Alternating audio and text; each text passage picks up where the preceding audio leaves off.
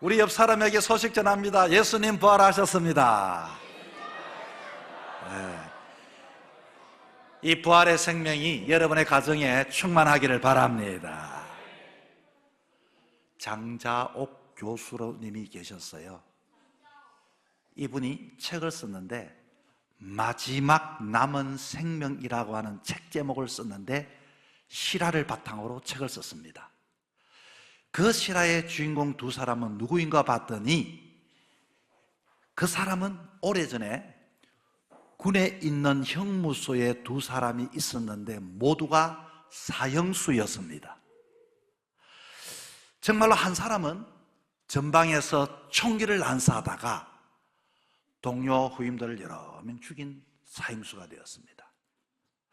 또 한 사람은 저 오래전에 월남전에 참여해서 일시적으로 흥분을 참지 못해서 동료를 죽여서 사형의 선고를 받았습니다. 이 두 사람은 사형 선고를 받고 그렇게 형무소에서 집행을 기다리고 있었어요. 그러던 중 한 사람은 형익 날짜가 어느 날 갑자기 마음이 하루하루가 지나가니 마음이 더 불안해지기 시작했습니다. 그러면서 거기에 계시는 분에게 말했습니다. 내 마지막 소원이 있습니다. 그건 뭐냐고? 내가 죽기 전에 고기 한번 실컷 먹어봤으면 좋겠습니다. 죽기 전에 먹고 싶다던 고기 한번 실컷 먹고 언제 죽을지 모르니 지금 먹고 싶다는 겁니다.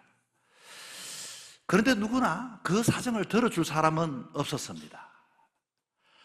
마지막 먹고 싶던 것을 먹여주는 사람이 없고 사식을 넣어주는 사람도 없고 그는 자기 몸을 대학병원에 해부용으로 미리 계약하여 팔았습니다. 내가 죽거든 내 몸 이 대학에서 이렇게 가져가서 해부하세요.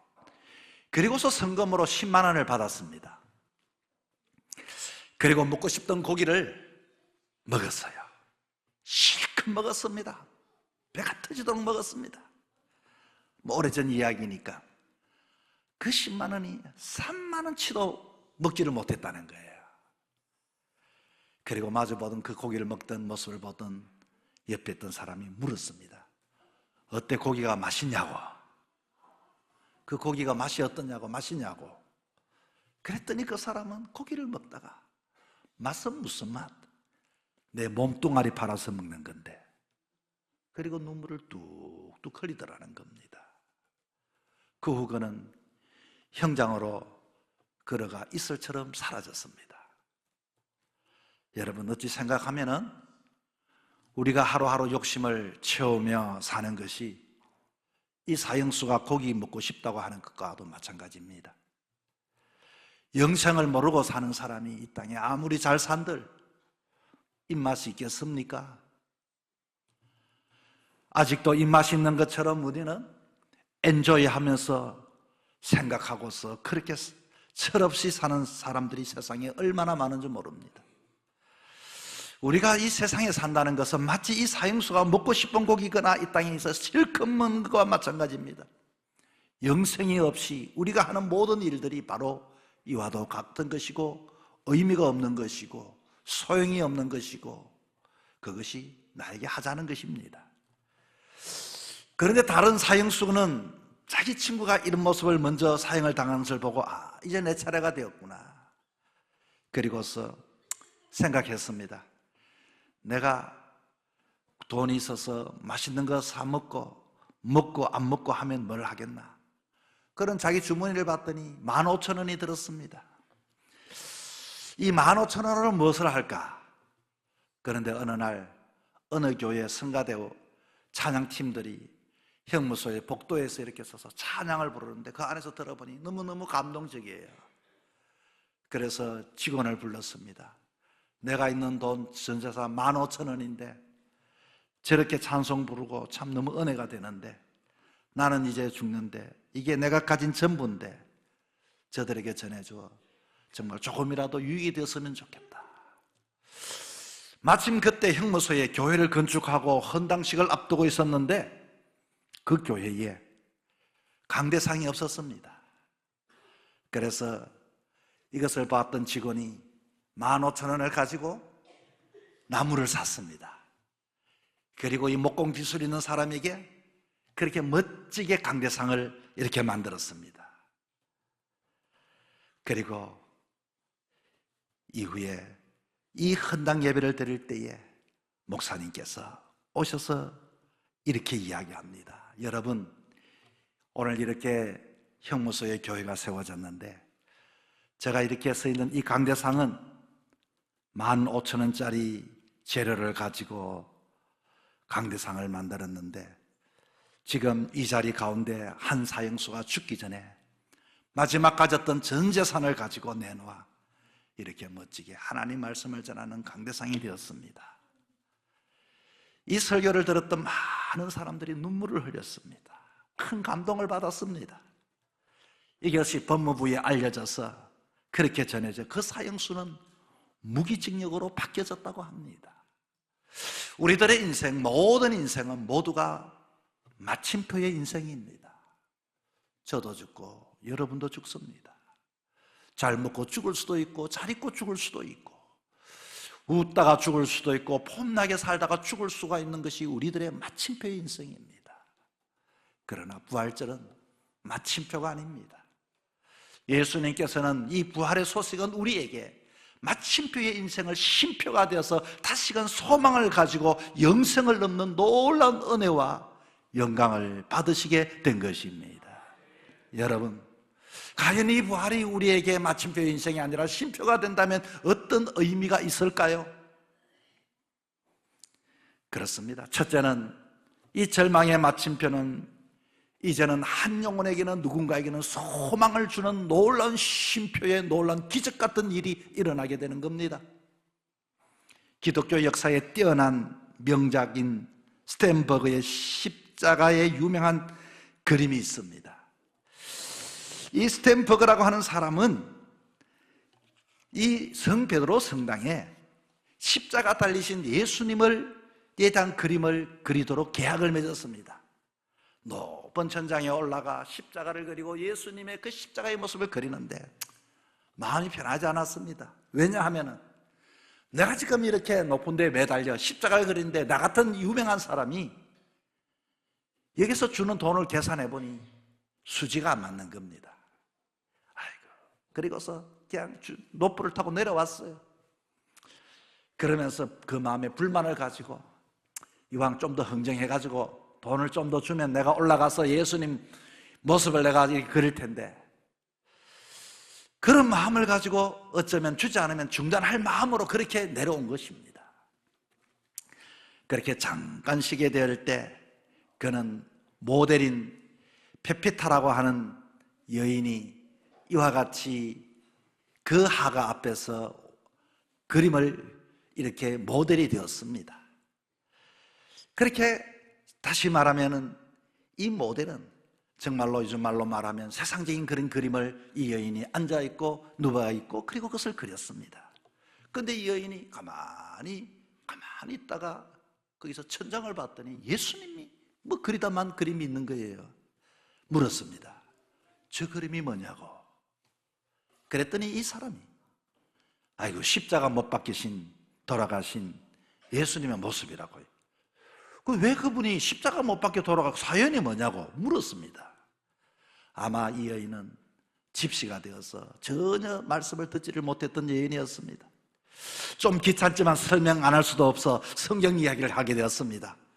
예수님이 이미 계셨는데 그분이 베들레헴에서 오셨고 태어나서 많은 병자를 고치시고 착한 일을 하셨고 그러다가 유대인들에게 십자가 못 박혀 돌아가셨다고 이 이야기를 설명하는 중에 그 페티타라고 하는 그 여인은 그 이야기를 듣자마자 눈에 눈물을 뚝뚝 흘리는 겁니다.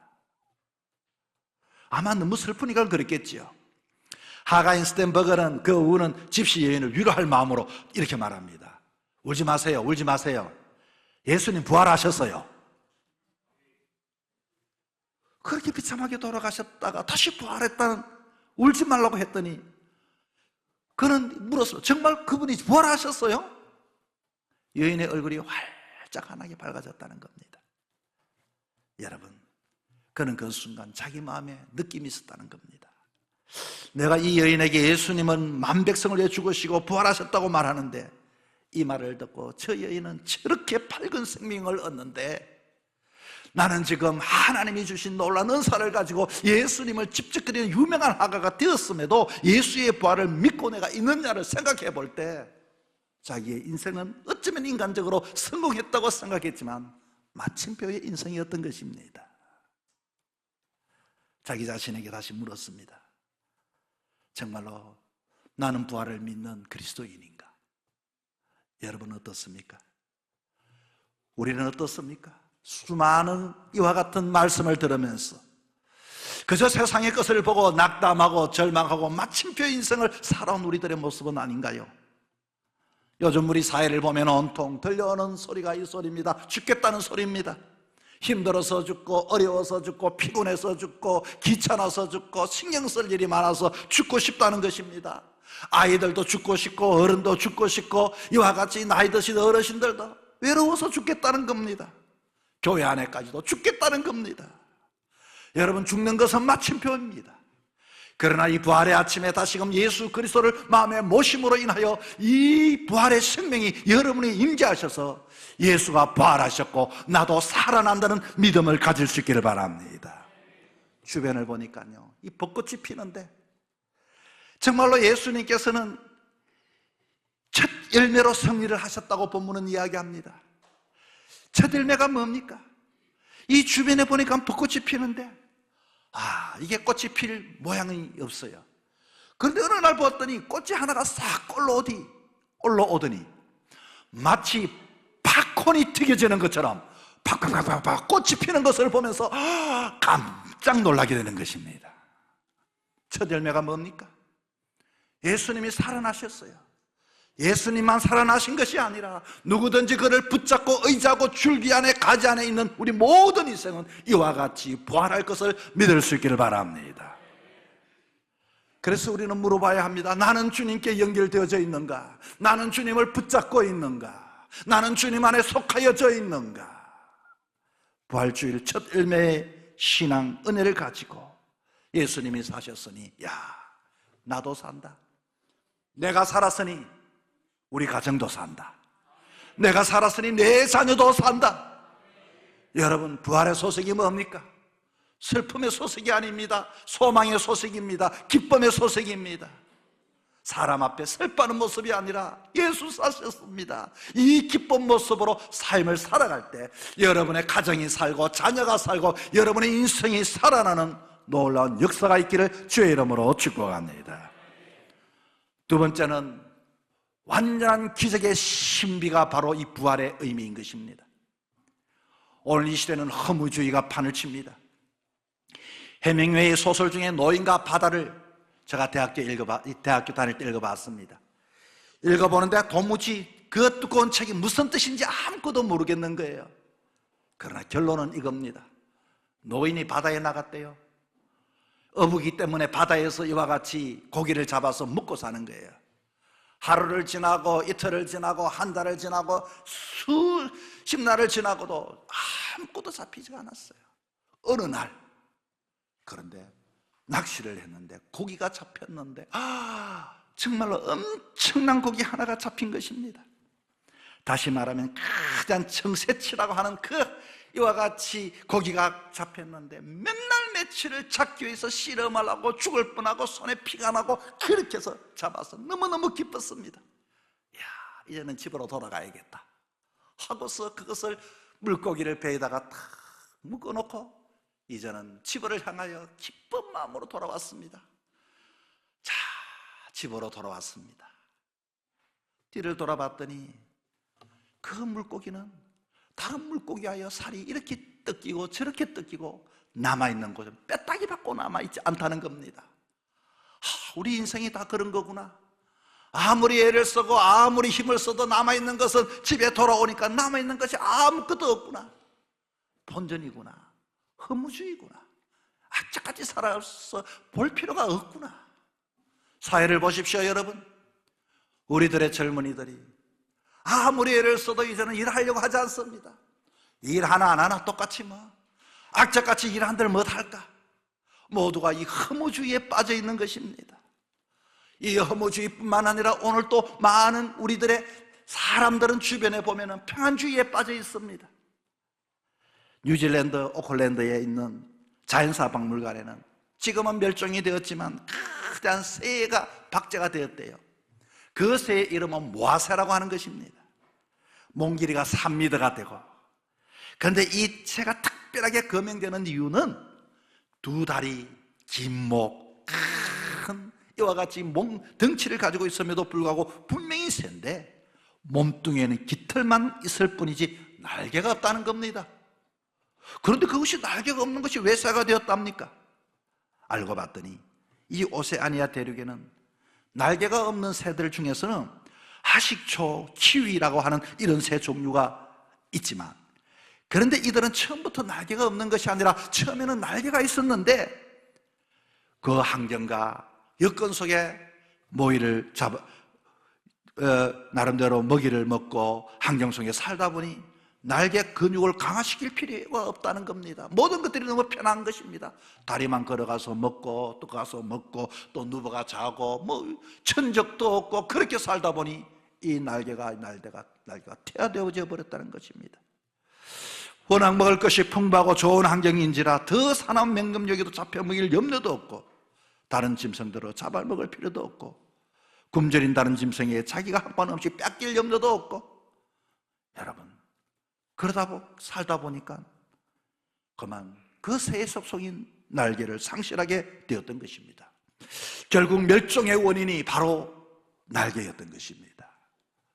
우리 인생이 정말로 하나님이 주신 사명을 잃어버리고 살아가는 것은 마치 이와도 같은 것입니다.